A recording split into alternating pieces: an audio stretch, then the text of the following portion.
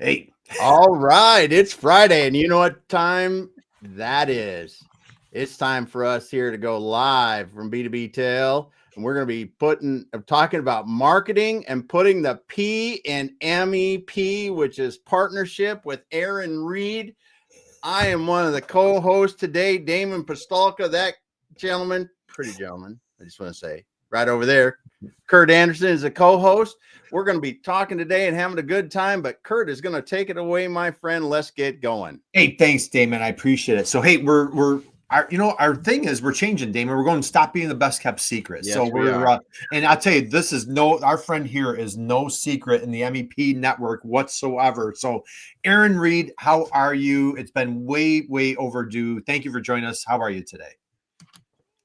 Thank you both for the chance to come and chat with you guys. Every time I watch one of these live streams, I think, gosh, they're just having such a good party with their guest. I want to be part of that too. So this is a good time. It's a good time. Welcome. Thank you for joining us. And it's happy Valentine's Day. Hey, and Diane Byers in the house here today, Damon. So Diane at Maytag. All right. Happy Friday. Happy Valentine's Day. Awesome to see you here today, Diane. And she's probably in Philadelphia. And Damon, you know what they're doing today in Philadelphia? Oh, it's pandemonium. It's just a little bit of a parade, just a little parade going on. And so Amy on our team. So Diane, I have pictures I'll share with you. Our friend Amy on our team is at the parade today. Eagle fans, green everywhere. So congratulations to our friends in Philadelphia today. That is here. Congrats. Such a special time. Such a special time. So, all right, Erin, we have a ton to unpack. You are the marketing communications extraordinaire of Polaris MEP, the Rhode Island MEP, I might add. And so we've got a ton to uncover, ton to unpack.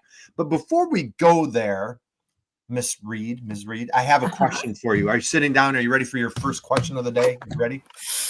Yeah, go for it.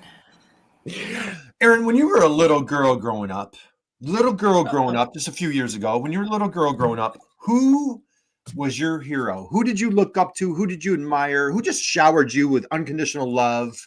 Who was your hero when you were a little girl growing up? Oh, what a great question. You know, I was so lucky. I think both my parents were my heroes.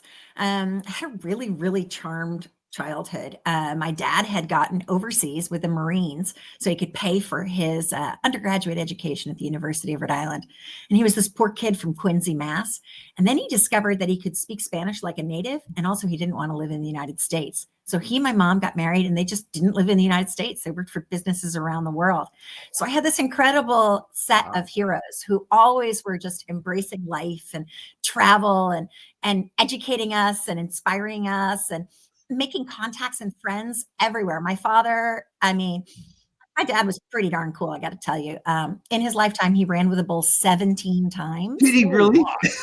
He took a one-man play to the Edinburgh Fringe Festival. And my mom taught English to people all around the world, which is why, and I feel like we do have to make some apologies. I don't speak like a Rhode Islander, but if you had ever heard somebody from Rhode Island speak, they have a bit of an accent that's like the bastard child between New Jersey and Boston. So my mom was a teacher in schools and she taught English and all the rest. So I just imagine that out there, the sons of the Angolan ambassador are saying 1, 2, 3, FOA. You know, so super. They're wonderful heroes to have. Just love them both. So really lucky. All right. That's so awesome. That's hysterical. So Dave, I have a sister who lives right on the border of Connecticut and Rhode Island. So I totally, that joke, I can't wait to pass that one to her. And she lived in Jersey for 30 years. So, all right. Ooh. Yeah. So I totally. So Erin, with mom and dad's name, please. What are mom and dad's names? Please pass those. My dad's name was Mark. My mom's name is Patricia.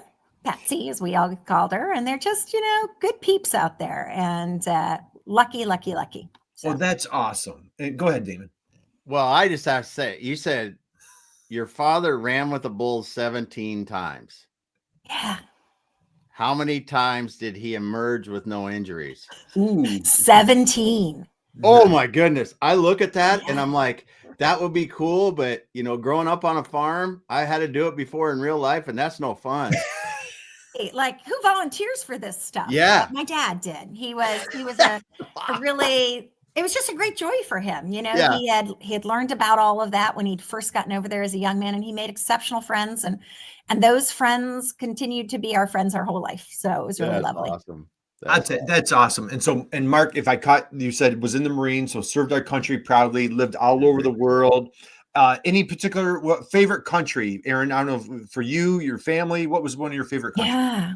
Well, I think probably my parents would say something else, but you know, I ended up moving back to the United States, or I should say to the United States, when I was close to 13. And the last place we lived was therefore my favorite because I was the most able to take advantage of it and remember it and be myself, right? And that was Portugal. Have either of you visited Portugal yet? Mm-hmm. Yeah, Damon's nodding, right? I have not been to Kurt? Portugal. I have Oh, not been to Portugal. Incredible. move it up on your to-do list, right? Damon, where'd you travel in Portugal? Where'd you visit? I don't even remember. It was like 20 years ago, but I was there for 3 weeks in Oh my Portugal and gosh. Spain and Italy. And Yeah. It's lovely. You know, it's a great, there's some similarities to Rhode Island, right? It's this little sliver surrounded by other larger things, right? Actually, in Rhode Island, we have a huge amount of a Portuguese population. So the food is so good. You could not get better than Portuguese food. And it's a beautiful country. It's got such history. I mean, you're literally walking around, you're like, oh, look at that viaduct. That was built before Julius Caesar. And it's yes. still working today, you know? So it's got all this rich history, and it's a very vibrant, multicultural place. And like I said, you can't go wrong with food and fun and incredibly nice people, the nicest in Europe. So I'd go back there in a heartbeat. So if anybody's listening from Portugal,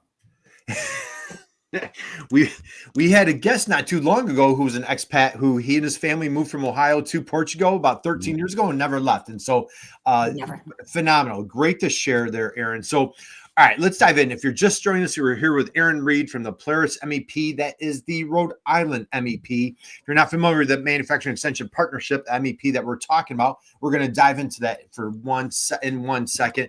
Erin, before we dive into like your passion and how you just work relentlessly helping wonderful manufacturers in the great state of Rhode Island, I'm going to take one step further. So Mark and Patricia are your heroes. You lived all over the place, come back to Rhode Island. You are a graduate of Colgate University, wonderful, amazing, incredible university. You found yourself in journalism, sports, if I'm not mistaken. Let's go through, I want to go through like kind of like college days and like, let's lead up to like, how did you find bringing your superpowers, your talents, your skills into the world of manufacturing? But let's go back to what was going on in college there. Yeah, you know, so going to college was great. I loved Colgate University. It's a small school, liberal arts school, which we need those, which really its job was to teach you how to think and how to be thoughtful and creative and connect with other humans, which I think is a really great thing. And that's hopefully what I get to do in this job as well.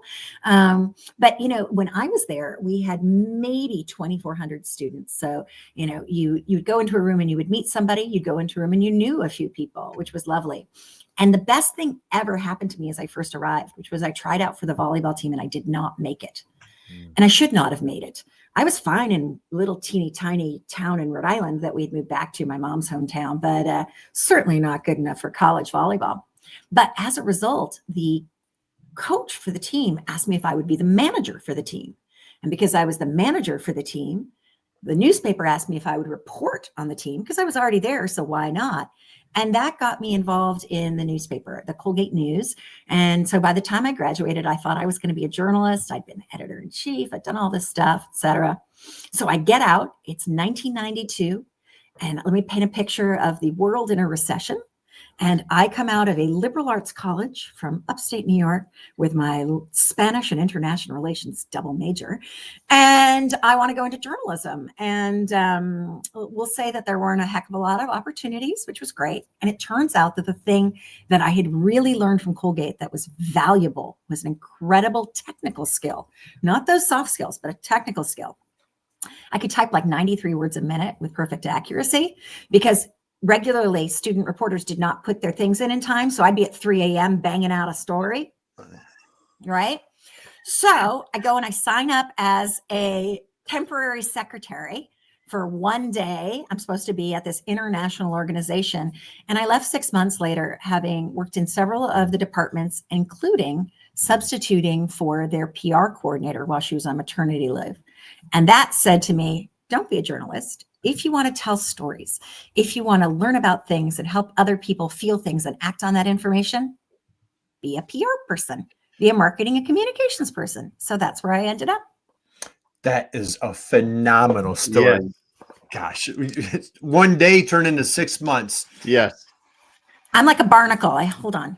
You so all right. So Erin, so let's go here. So you are now with the Polaris MEP. For any of our friends, family, folks out there that are listening, and they're like, you keep saying this MEP, and I kind of see underneath Erin there that Polaris. What is MEP? Could you please explain to folks who and what is the Manufacturing Extension Partnership, and how are you guys just making the world a better place? Aren't you fabulous? So, we are Rhode Island's Manufacturing Extension Partnership Center.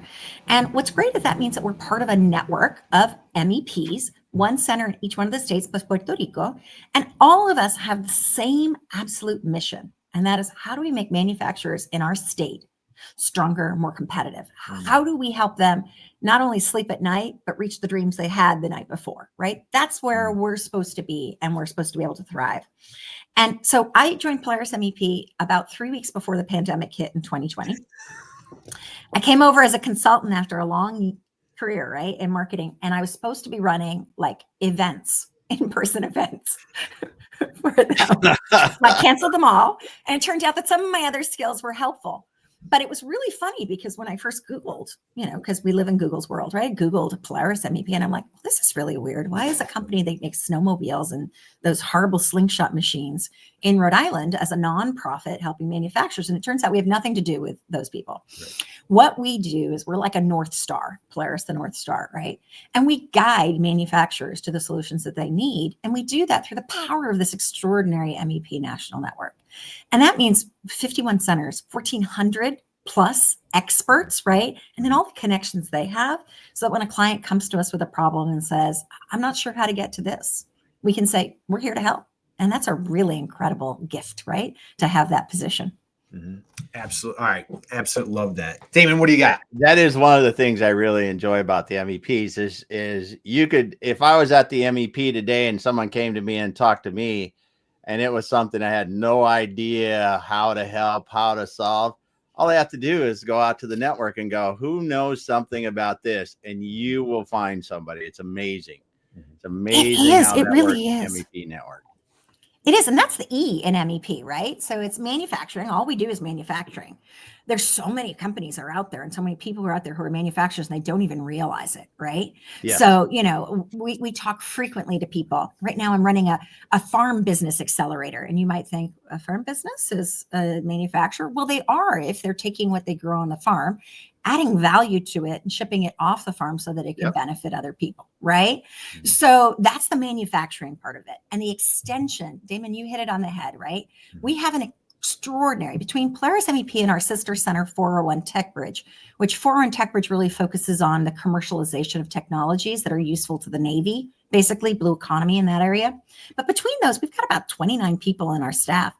And that includes some extraordinary manufacturing advisors who have hundreds of years all totaled up of experience, right? But if we can extend that reach through the MEPNN, that's extraordinary. And of course, partnership, which we partner internally, we partner externally. It's a pretty good gig here that we've got at the MEP.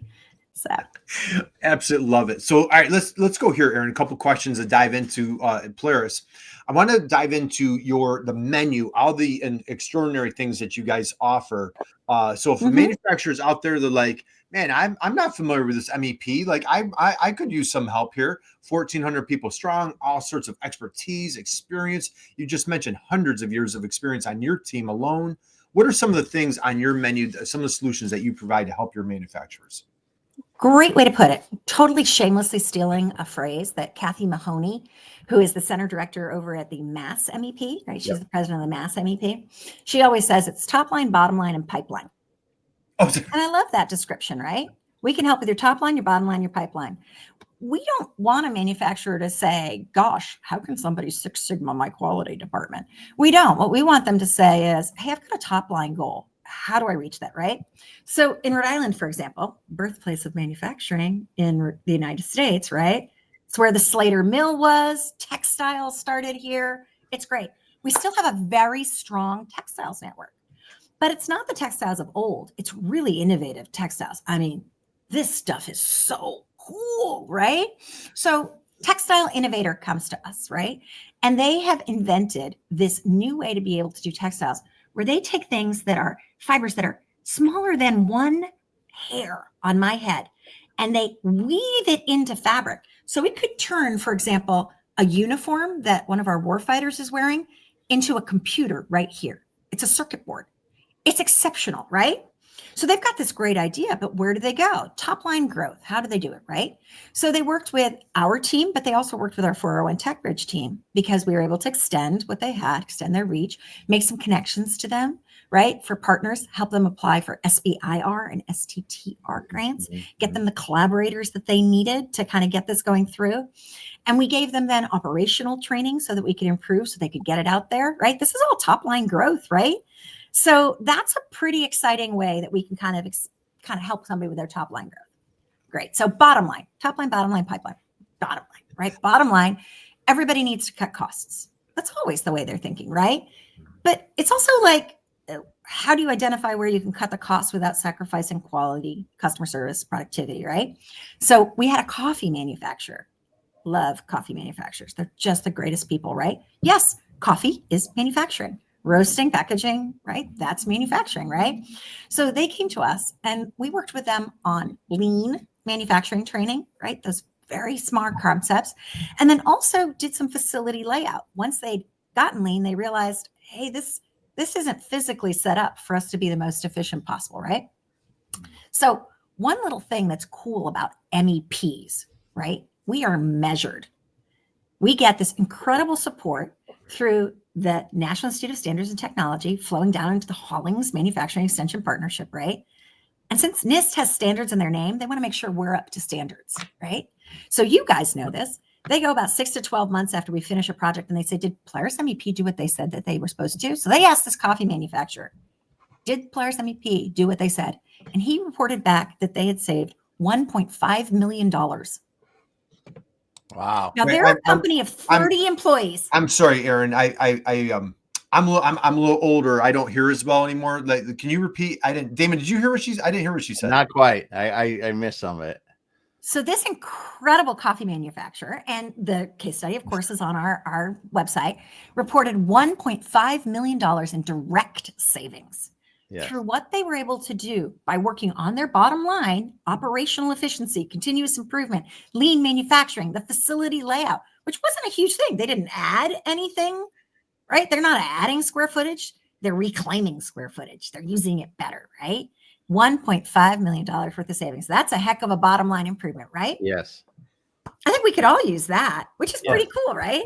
This is why I love my job. I just get to tell the stories of how amazing our team is and what they do. That's something that'll help you sleep better at night, is if you save, looking back, $1.5 million. And believe me, they did not invest $1.5 million in that training.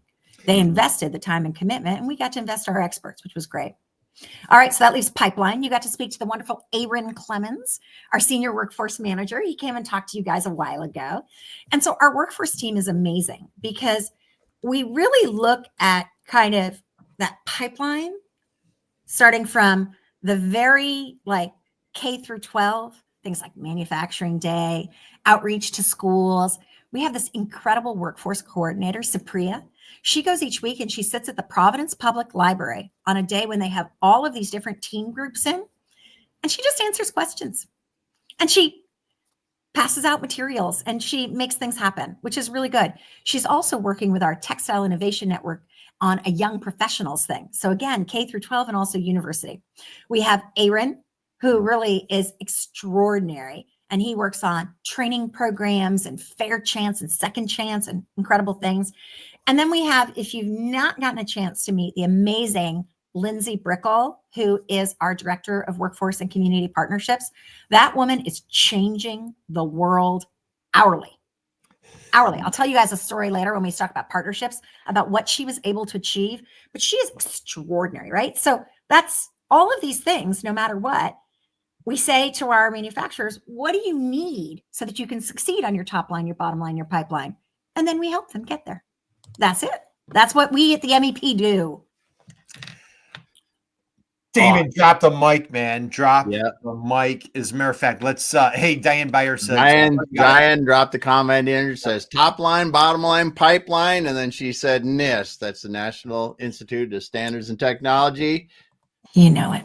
Let's grab the MEPs. Damon. Thank you. Let's take a peek real quick. Yeah. My screen. So, all right. So again, any manufacturers out there, Erin, like this is like gold right here.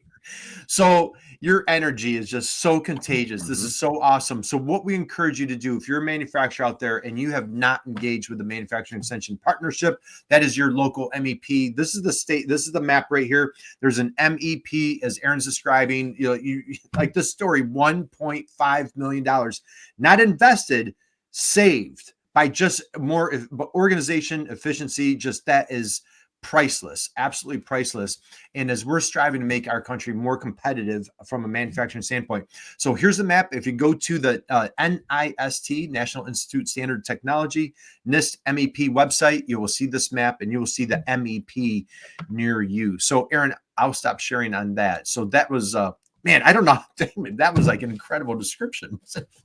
I'm not so sure about that, but like I said, all right, so this is why, like when you get, cut from something and you have one day that you're supposed to go there, it's just amazing when you realize that honestly, like just spreading word is really an important thing. Yes, spreading word is a really an important thing. So absolutely. And you started 3 weeks before COVID. How about that? Look at look at what you've done. And can you believe it's almost 5? It's going to be 5 years.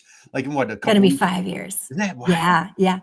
But you know what? Again, it's not what I've done. What I've done is just been able to learn about, hear about, and then talk about what we have done and what we can do for people. And I give shout outs. We've got the incredible NIST MEP National Network. We were joking earlier, right, about our tea, right? Yeah. So this is my mug for today. If people can read this, I don't know, Diane and Brad, can you hear it? It says, maybe today, Satan. Maybe. I love a little tea. I love a little tea with fun, right? But the MEP National Network has done a tremendous job. They've got a great team, and out there they've started like a new series called The Tea with MEP. And they're taking some of these complex things and breaking them down, right? And I appreciate that because that's what we all try to do. Mm-hmm. And so to have that kind of air cover of marketing messaging, sitting there and saying, okay, why do I want supplier scouting? Why do I want this? Why do I want that? How is it going to help me top line, bottom line, pipeline? It's great. Mm-hmm. Gosh. Man, Mark and Patricia did a pretty good job, don't you think?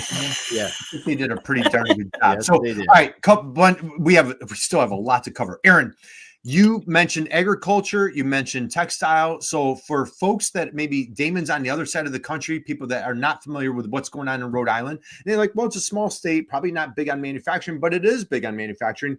Please dispel that myth and just share. You mentioned textiles, you mentioned agriculture. What are some of the other really exciting, cool things that are being manufactured in Rhode Island? Yeah, what a great tee up there. I appreciate that. Mm-hmm. So, what's funny is that when you look across the MEP National Network, right? We sit there and some states have just kind of traditional strengths in certain industries, right? You can't think of Michigan without thinking automotive, et cetera, et cetera. Rhode Island, for being such a small state, has about 1,500 active manufacturers. Now, I got to put a caveat on that because that's 1,500 manufacturers. That's fewer than probably in Cook County, Illinois. Yeah. Like, I get it, right? But within those 1,500, we have literally every single possible NAICS code that you could have for manufacturing. So that means in our state and among our clients, which is really lovely, we have an amazing woman who makes kimchi. We have somebody who created the batteries that are currently in the Mars rovers. Wow. Oh, nice. Awesome. You could not get wider stretches of things, but they're all manufacturing and they're all innovative and working hard, right? We do have some clusters. We're an ocean state, right? So surrounded by blue, that means blue related manufacturing is very strong. Many of our manufacturers are metals and machines shops that are part of the really vital supply chain for building submarines, for building naval defense. That's a really important thing. Even some of our textile innovators are doing things that actually are part of the defense supply chain as well. Remember, I told you he's turning it into a computer. It's just so cool to see, right? So we have those. We also have a traditionally thing. I mean, I don't know. Are you guys old movie fans at all? Oh yeah. Well, we're old, but so we got that covered. We'll go with classic. I'm seasoned as well. So have you ever seen the movie High Society? I have. High Society, right? It's based at the Newport Jazz Festival. And off they go in the boat, the True Love. Why is that? Because we're surrounded by water. We got boats here in Rhode Island, right? So shipbuilding, and even more importantly, out of that, composites. The first advanced materials, right? Were composites. Very innovative, very forward, kind of future forward on that. That's a big thing. Textiles, strong. Only maybe 75 companies, but they're incredible what they're doing. Everything from your lanyard to, like I said, like there's a group called Cooley Group here. They have out in the desert in the Middle East with their textiles created something that's like a geomembrane or something. I can never kind of get all the tech right, but literally it's a giant multiple football fields wide thing that stores water in the desert with no evaporation and no condensation and no loss. In the desert, they're storing water with a textile made in Rhode Island. That's cool, right? Like, so crazy. Some pretty cool stuff there. We do have an amazing food system, right? So among food processors, we punch above our weight. I think it's not just because we love food here, and I'm not single-handedly the one or single-stomachedly the one who's responsible for their success, but rather we have this incredible university here called Johnson & Wales University, which trains chefs, et cetera. They come here, they learn, they don't want to leave Rhode Island. It's a great state. So they start food businesses. But more importantly, we have this incredible systems food business accelerator. It's called Hope and Main. And Hope and Main is extraordinary. They take what they call foodpreneurs and they help them take their ideas from concept to fledgling business and from fledgling business to a second stage or higher business. So it's really an incredible little cluster of companies. But yeah, those are some of the folks we have in Rhode Island. I'm sure that there are people who are going to be upset with me because I missed their area, but we get some life sciences that are going on and a lot of blue tech that crosses over all of those kind of little areas. So it's really nifty. Gosh, I tell you, there's a lot of cutting edge things going on in Rhode Island. This is phenomenal. Damon, Diane's got a couple of comments here for us. Yeah. She said USA manufacturing is so important. There are so many wonderful people working in the background to support them every day. And she said, thanks for being one of them. And then buildsubmarines.com. Yeah. So cool. Diane knows it. Yeah. That's a great group. And, we have two partners here in Rhode Island who are very active in that. And that's Sanidia and also UTIC. And they're doing some really cool stuff there. Yeah. Nice. And we've got a lot of folks who are inventing and everything else and going, like, especially underwater unmanned vehicles. That's the next area. And they're being built here in Rhode Island and invented here in Rhode Island. Man, very cool. It's just so awesome being on the forefront of all these exciting things, isn't it? And the geography lends itself to a perfect testing ground, right? You've got a lot of interior water that's still, it's ocean, but it's interior where you can test this stuff in a secure environment and just so good for that. And we've got a lot of smart partners here in the state and in the region who make that possible, right? And who are seeing the future of the blue economy and what we can do with it. And also all the companies in the supply chain, because it's really cool, right? I mean, it's super cool that Jaya Robotics has invented these little underwater, they kind of form as clusters, robots. They're so cool, the Jaya bots, right? Very, very cool. But they also need like the wires and the pins and the screws and the everything else to go into them. And we've got those as well, right? But between the state of Rhode Island, right, really committing to it, that's a huge partner. And then you look and you see, like, we have, the tech bridges. People are working together to make that happen. And that's what makes a success. You can't create, support, launch, grow an industry by yourself, no matter how good we are. It takes a village, right? And so that was a perfect tee up. We're going to dive into some of your partnerships. How about that? We ready to dive into some? So again, we're coming. We're at top of the hour. If you're just joining us, we're here with Erin Read from the Polaris MEP. That is the Rhode Island MEP. Strongly encourage and invite you, welcome you, connect with Erin on LinkedIn. She is just a phenomenon. Great friend, just a woman of high integrity, super passionate about manufacturing here in the United States. And so, Erin, let's dive into I'm going to take a peek at the Polaris website here. And let me share my screen and we'll go here, and okay. Do you guys see my screen? All right, so let's Yeah. dive in. So again, if you want to connect with Erin, you can find her on LinkedIn. You can also find her at her website here. We're looking at Erin. So for someone just coming here for the first time, let's just kind of navigate a little bit. Just walk us through, and then we're going to talk about the partnerships that you've been mentioning that you really lean into that really makes the MEP such a vibrant success. What have you got going on here so far? Yeah. So, what's exciting about it is that I love what you said through the MEP and with the MEP. That's a huge part of our value proposition. Every marketer knows that you have to have a value proposition, right? And for Polaris MEP, we don't build those slingshots. What we do is we build companies using the power of the MEP national network. And that's a really extraordinary thing to be able to do. And we're really all about kind of demand driven and what does the client need, not what do we want to push on them.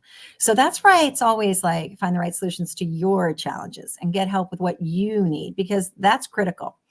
So if you look across the top, one of the very first things that you see is services, and our services group across improving, growing, and also workforce development. Again, that's basically bottom line, top line, pipeline. I'm a bear of very simple words here. Great.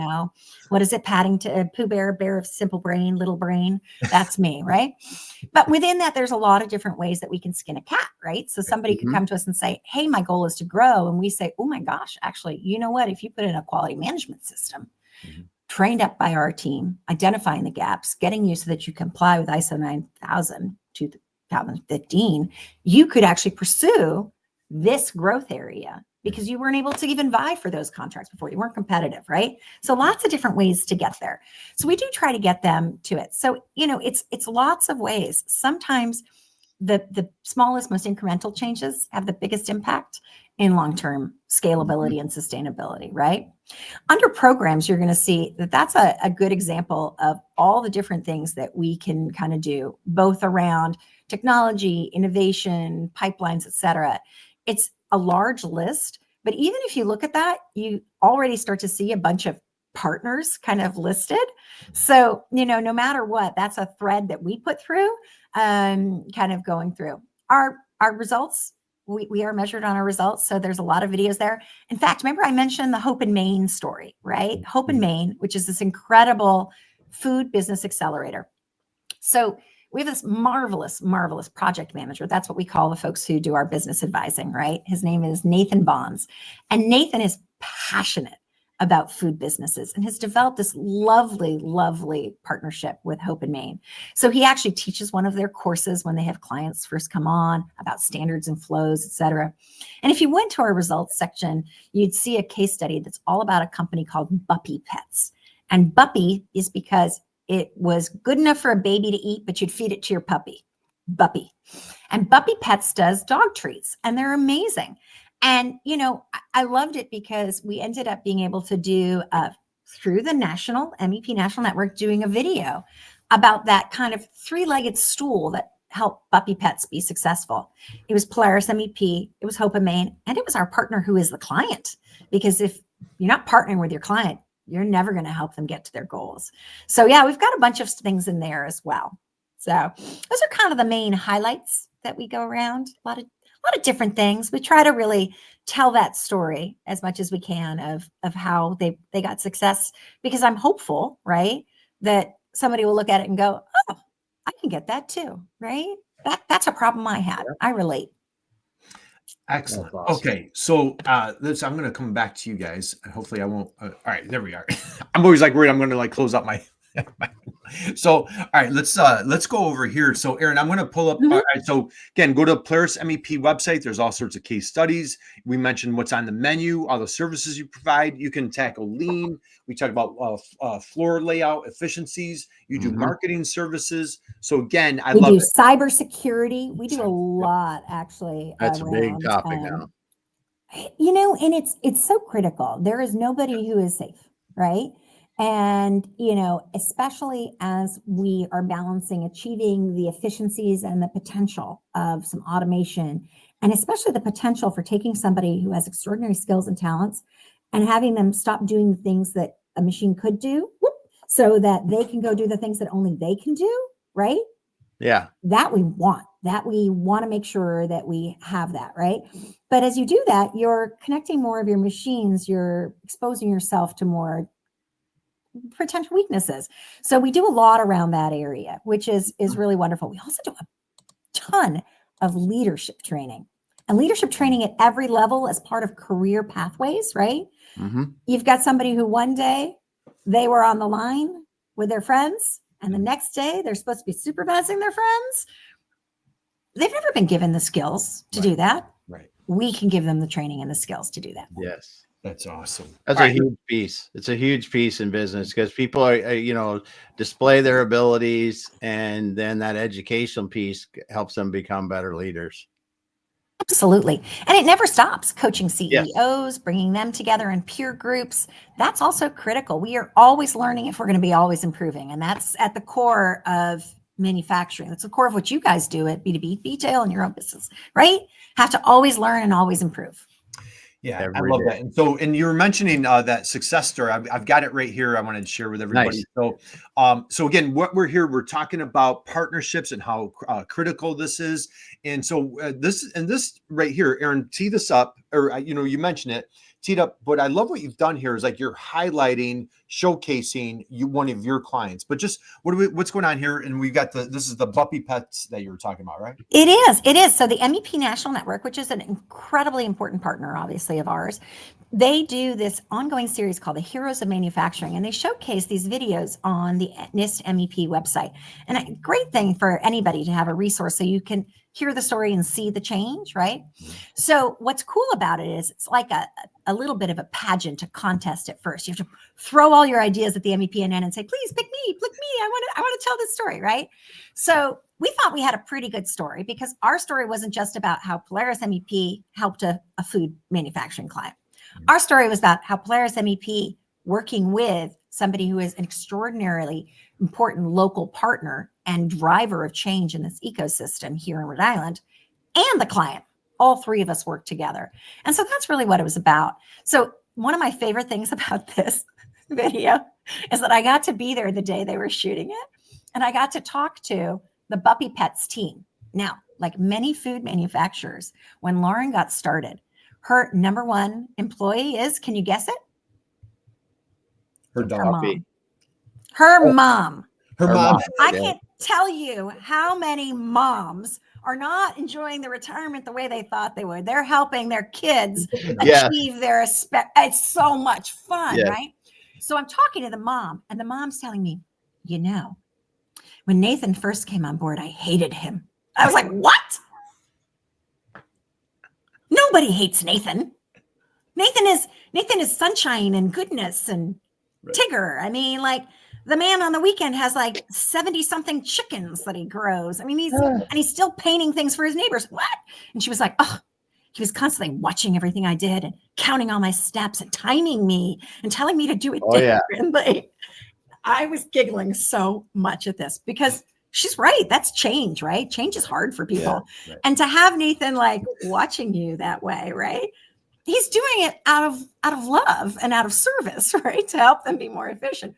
She goes, and now, if I could have him and his whole family at Thanksgiving every year, I would. That is awesome. So I love these side stories that come out of this. This video and this story of Puppy Pets is from Lauren, the entrepreneur's perspective, but that impact was felt throughout her whole organization. And that's really marvelous. Right. Just the tough love from Nathan, just, making that manufacturer just better, more efficient. Let's go here. So I'm going to jump over to this link here. So we've got the accelerating the defense manufacturing ecosystem. What's going on here? Yeah. So you know how people love acronyms? I'm sure you've never heard of an acronym. Oh, I'm sorry. I lost. Hang on. We'll get it there. Right, Damon, you know how people love putting acronyms? They create a name for something with perfectly great SEO words, and then they immediately remove them by doing an acronym. Right. So this is Rhode Island Manufacturing to Accelerate the Defense Ecosystem, RI-MADE. And this is really cool because it's an example of how you take a whole bunch of partners to create something better than our pieces and parts, right? So we got this as a grant-funded program through the Office of Local Defense Community Cooperation. That is a section of the DoD. And what they were looking at was they wanted, and this is a national program. I think it's something like 14 or 15 people at a time get different programs get kind of appointed for this, right? They wanted a way to make sure that they were really supporting the supply chain, specifically for naval in our area, right? But how do we support the defense supply chain?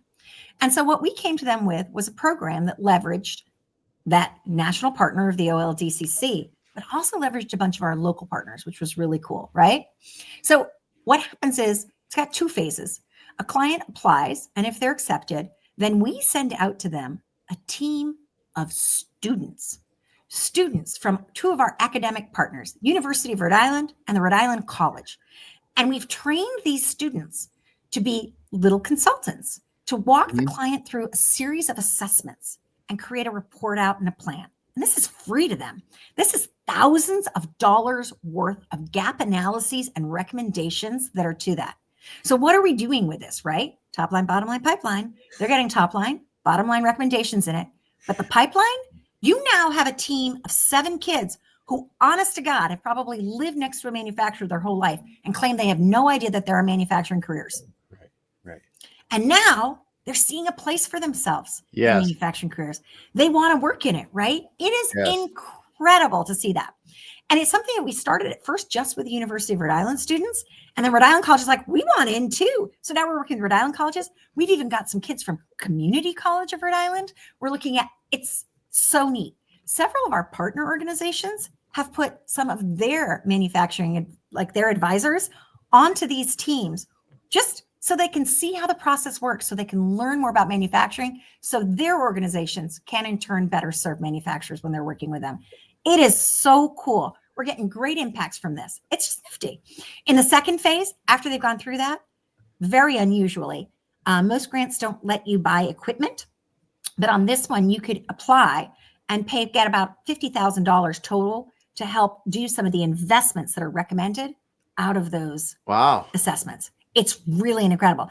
So definitely there's 3 kind of key areas that it looks at. It's really risk mitigation, specifically around supply chain. You guys know that's a really important part right now. Cybersecurity. Hey, there's my old friend. And also robotics and automation. So those are kind of the 3 main areas, but it's really cool. I love it. So we made this video. It's got the stories of both students involved and clients. That's one of our favorites, Chris Goodwin. I know we're not supposed to have favorites. They're all my favorites. Right. Chris Goodwin at Goodwin Bradley. Goodwin Bradley was actually involved in the making of the original like Sikorsky helicopter and earlier things. Yeah. And now they're, with our help and working with Polaris MEP, have reinvented the way they're doing things, and they're moving forward into the next era of innovation. Really cool stuff. Super cool. I'll tell you, this is phenomenal. I mean, like, and you're covering that, like all the things that you're checking, you know, you've talked cyber, you've talked about, you know, getting young folks excited about manufacturing. I mean, like you're checking off so many things on the list here. This is just phenomenal. Yeah. And then we're doing it with partners. Yeah. Bringing so many different people together in the process, right? That you wouldn't normally associate like that. Right. Well, and let's always have to do that because we don't have the capacity, number one, and we wouldn't be the best resource. So this is a good example. Thanks for bringing this up, right? Yep. So if we're going to be a partner, right? And that's the P is for partnership, manufacturing extension partnership, right? Partnering is a 2-way street, right? It can't always be send us your leads, send us your referrals, do this for us, right?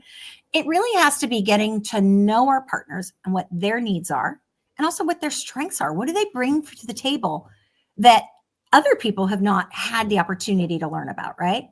So the gentleman you see on the screen here with our fabulous center director, Matt Watson, is on the right, and that's Oscar Mejias on the left.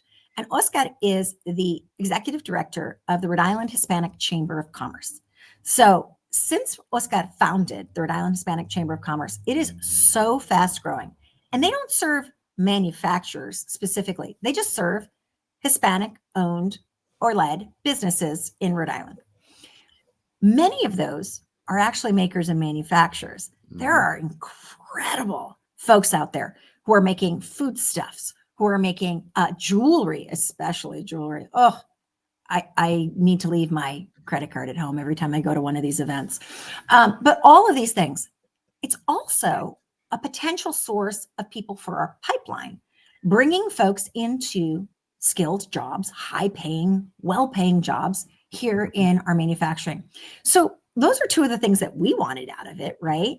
was leads for our projects and also leads for our training programs and our jobs. But what did he want out of it? What could he get, right? So early on, we really talked with Oscar and we said, okay, what is it you need? And he goes, number one, show up. Mhm. Honest to God, Just 90% of partnering is show Mhm. up. Show up and then amplify, right? So that is a great way. And then listen. So maybe a year ago, I'm standing at, a Latino women in business thing, and I'm listening to Oscar talk. And Oscar is talking about how they really want to have an extra emphasis on making government contracting more accessible to their membership this current year. And so afterwards, I'm chit-chatting with him, standing with our local SBA guy, who's a dear friend. And the two of us both go, Oscar, what's gonna help you do that? And he goes, well, I need a closer relationship with this, that, and the other. So that's what I did.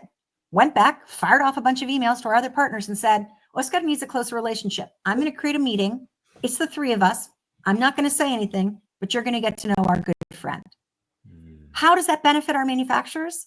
Well, any manufacturer knows if you're at the higher end of the food chain for the Build America, Buy America and other things, you want a greater diversity of who can provide you with what, where it's coming from, keeping it local, reducing your total cost of ownership. You might not have realized there was somebody here in Rhode Island who could do that for you, right?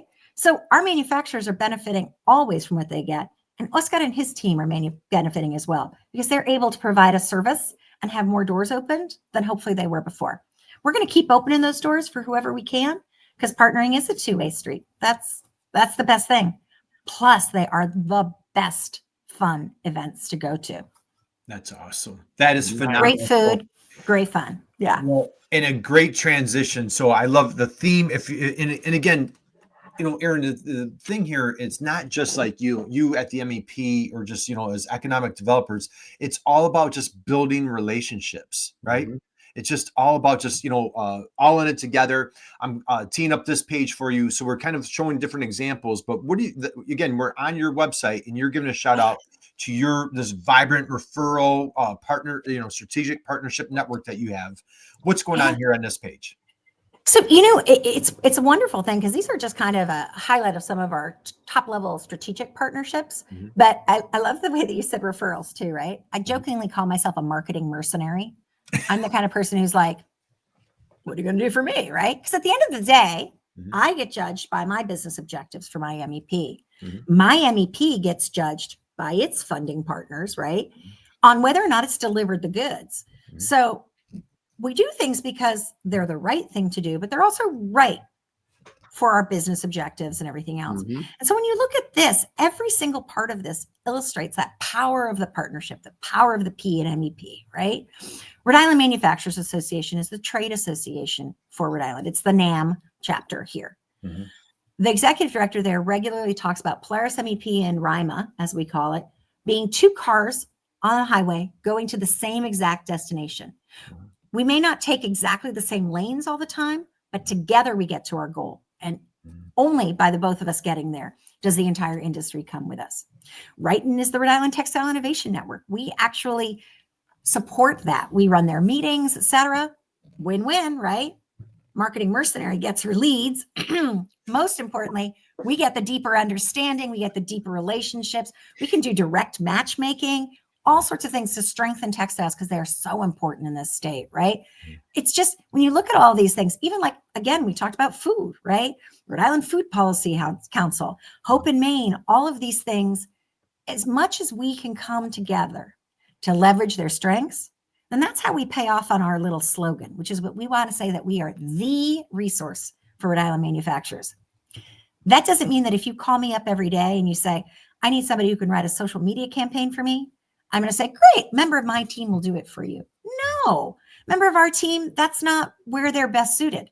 We're going to get you to the right partner, whether it's a vendor partner or one of these strategic partners to help you get to your need. Absolutely love it. So, all right, this is fantastic. And so, again, this is a great, if you're a private business owner, a manufacturer, creating, having that friends and family network on your website like this. I'll tell you, from an SEO standpoint, this is incredibly valuable. Just from a credibility standpoint, when you try to be everything to everybody, Damon, what happens? You are nothing to no one. Nothing to no one. So I love what you're doing here, Erin, is like you're teeing it up like, hey, this is where we specialize. But guess what? We have a nice, vast, robust network of other subject matter experts that if you need this, we've got, we have a guy or we have a gal that's going to help you move the needle because you're focusing on the top line, bottom line, pipeline, right? Yeah. And we always are welcoming new partners, and there are partners who might work with us on one thing and not another, right? Mm-hmm. So I'm thinking we have this extraordinary, kind of system that we have here.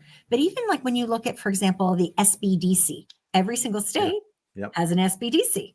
Mm-hmm. Every single state has an Apex accelerator. Mm-hmm. Every single state has an MEP, right? Yep. These are things that you can, if you kind of recognize that and you start to really understand what their metrics are for success, because I'm pretty sure they have some marketing mercenaries too, right? Yep. So it really does have to be a win-win, right? But if you sit there and you say, okay, hi, I don't actually know somebody in this, right? Or we don't have yet the strongest relationship there. How can we do it, right? And then I cannot underestimate, I shouldn't say, I cannot speak more strongly and passionately about some of our governmental partners, right? Mm-hmm. The Rhode Island Commerce Corporation, we are so very, very lucky. That's our quasi-governmental economic development organization. Every state has one. Ours is exceptional. With few people, they get all of the effort together and they regularly bring us in. We all swarm, right? There's a wonderful food manufacturer. They need help to expand to the next level. They literally will bring in for that meeting ourselves, the SBDC, Apex, Rhode Island Commerce, so that way the client talks once, we all see it. We say, hey, you know what? Rhode Island Commerce, you guys are the best for making sure that they could use an innovation grant that comes from the Rhode Island Commerce Corporation for that. And make sure that they're set up for the tax benefits at the other end. SBDC, he needs some help applying for a little bit of a package through the SBA. You're the best at that. Yeah. Apex accelerators, we've got a municipal contracting opportunity here. You're going to do that. And if we're successful at those fronts, they have got to ramp up their productivity and their efficiency and their quality and get a food safety. That's us, right? Right. It doesn't dilute. It's so much stronger when we can work together that way. So it's really great. The other great partner, this is going to sound like an odd one, is the Department of Corrections. So you guys have spoken to other people, I'm sure, about Second Chance as part of our pipeline, right? I mentioned Lindsay Brickle earlier. She's our Director of Workforce and Community Partnerships. So she had this idea a number of years ago that based on the amount of demand we had specifically for CNC, computer numerical control train, we needed more people coming out. We couldn't just get it through a program that is incredibly successful that we have with the Community College of Rhode Island. We needed more. And there was this untapped thing. Lindsay managed to, in a facility, at the women's facility, where you have to, of course, check your phone at the door. She managed to build out a workshop that includes internet-connected lasers machines that women go down in and in cohorts of 6 at a time are trained and then through work release and everything else go straight into jobs. Yeah. It's extraordinary. We did that thanks to incredible cooperation from the Community College of Rhode Island, from the Department of Commerce, from the State Department of Labor and Training, from Rhode Island Commerce, from even our state governor's office. None of that would have been possible if we hadn't sat there and said, let's work the problem together. Right. Mm-hmm. And if they weren't open to it, we're incredibly lucky here in the state. Right. Man, I'll tell you, drop the mic. That was awesome. How about Diane Byers' last comment there, Damien? Yeah. She said, we are all better together. Love our partners and referral networks. Yeah. Here, Diane. I know you guys do that down in Philadelphia. Yep. She's with Maytech. She's with the TAC, the Mid-Atlantic TAC, and so she knows firsthand exactly how important those partners are. So, Erin, this is absolutely phenomenal. I know, like we could chat for like next 3 hours. We're coming into.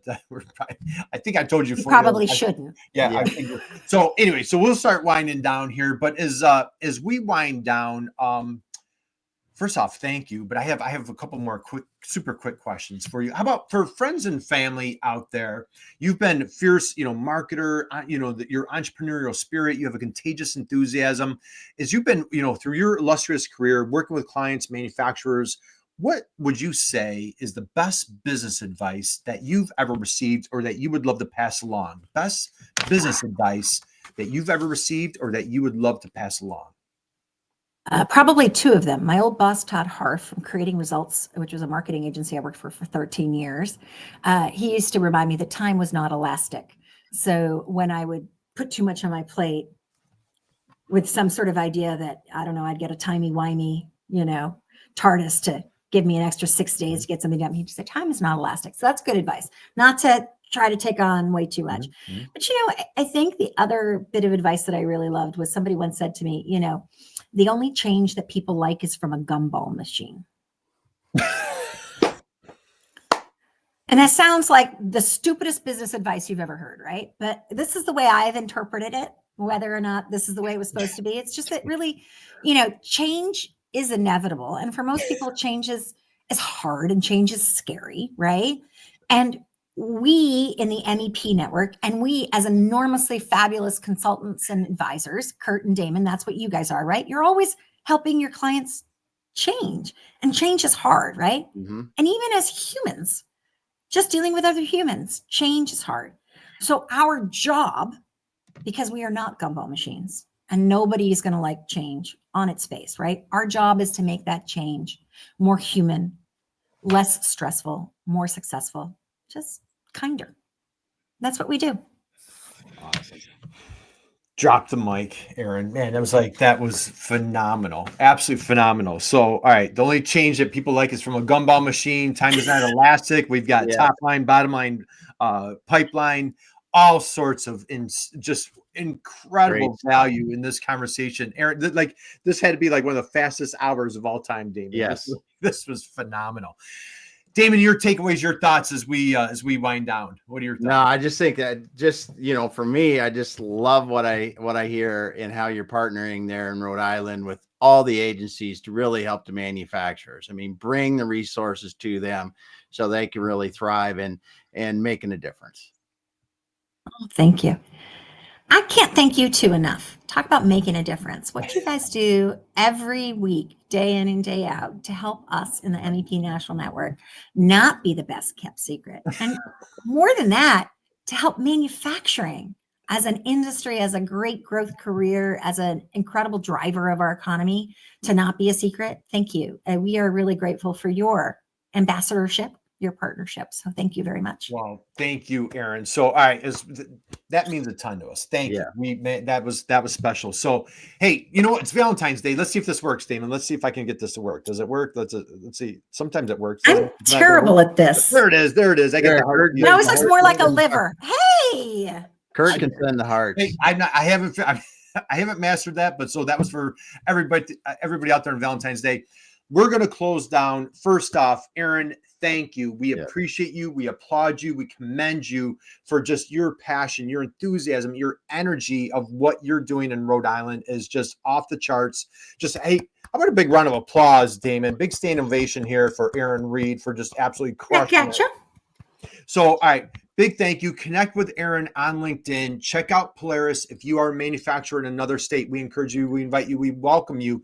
Check out the MEP network and just see how they can help you become a better manufacturer. Man, if you get a chance, go back. I don't want to steal your thunder, Damon, but hit that rewind button and listen to Erin all over again, because there was just tons of value here. So we'll close out on this. Just go out and be someone's inspiration, just like our dear friend Erin, and you too will make the world a better place, my friend. So, Damon, close us out. Erin, hang out with us for 1 minute, but Damon, close us out on this wonderful Valentine's Day. All right. Thanks, everyone, for being here today. Lots of great comments. And Diane, thank you so much for dropping the last couple comments. She says, change is what forces us to get better and improve, or fold and be left behind. That's awesome. Awesome way to leave it. Like Kurt said, if you got in this late and you didn't hear all the wonderful things that are happening in Rhode Island with the Polaris MEP, go back to the beginning and start over and listen to Erin. Incredible information on the Polaris MEP and what's happening in Rhode Island. Thanks so much for sharing that with us today, Erin. Thanks all of you that are listening and didn't comment. We appreciate that you're here with us every week doing this. We will be back again next week. Everyone, have a great weekend. We'll be back. See you.